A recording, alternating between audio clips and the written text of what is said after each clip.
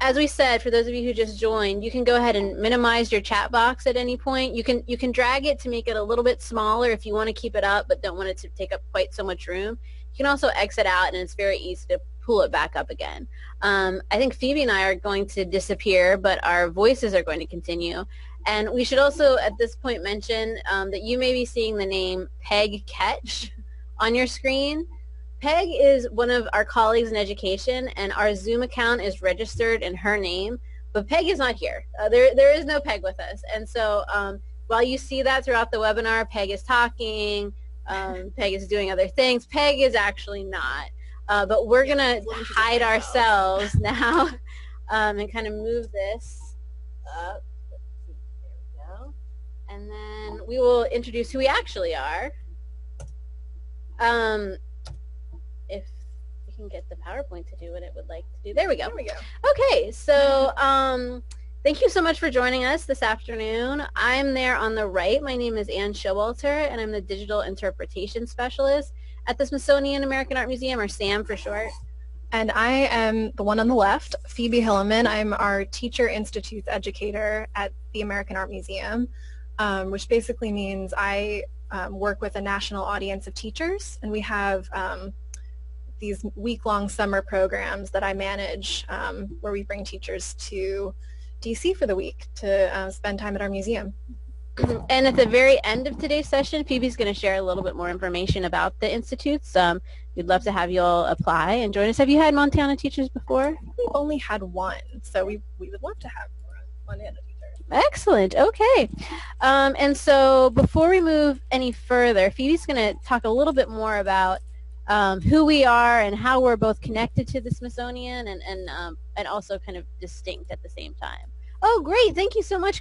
We see that Christy put the information about the Institute in her last email newsletter. Wonderful. Thank you. Thank you, Christy. Okay, so just to give you a little bit of an orientation to who we are and where we're coming from, we work at the Smithsonian American Art Museum, which is part of this larger Smithsonian institution.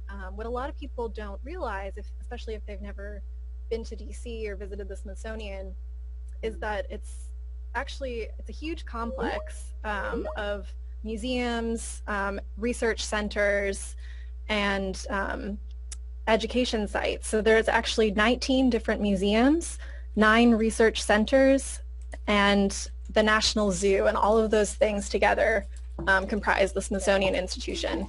And if you've ever been to any Smithsonian museum, if you could just type in the chat box, what Smithsonian museum have you been to?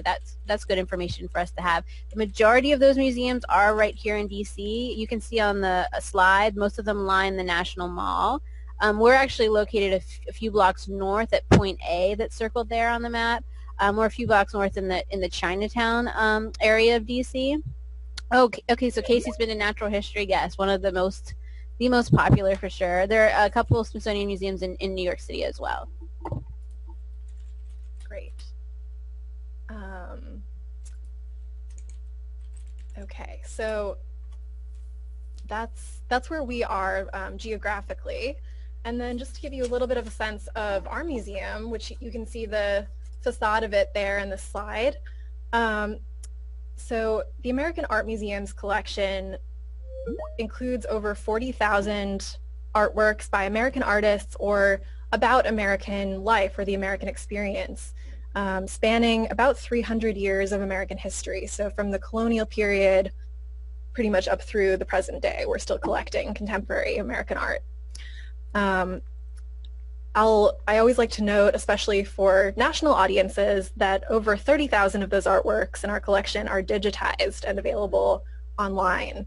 So we'll show you a little bit more later how you can access those works. Absolutely, great. So we have a couple of folks who've been to natural history, the castle, American Indian. Fantastic. Okay, great. And so, we always try to point out, especially when we're talking with an audience of teachers for the first time, that all the museums have separate staff and separate collections. So Phoebe and I work exclusively with the collection of the Smithsonian American Art Museum. So we don't know anything about fossils or spaceships or, the ruby slippers from the Wizard of Oz. That's not us, right? But as Phoebe mentioned, we've got, over 40,000 pieces of American art in our collection that span centuries, and we're excited to share some of the diversity of our collection, starting with you today in this kind of first of 3 webinars over the next couple of months. Okay, so before we dive right in, we just wanted to go over our goals for today. And we want to start by, we're going to be exploring inquiry-based strategies for guiding close looking and analysis with American art. This is the bread and butter of what we do here in the education department at SAM. And because today's topic is landscape and place, we're going to compare various representations of landscape and place across centuries and artistic mediums. It was really difficult for Phoebe and I to narrow down in a 1-hour webinar, what works to include. We literally have thousands of works dealing with landscape and place, but we wanted to just give you a taste, kind of a taste of a variety of pack of kind of different mediums and different time periods. And then something else we want to do today is we want to help you discover additional SAM resources on our topic that you can utilize in your classroom. So we're going to point you in the direction of some resources that you can then explore more fully on your own.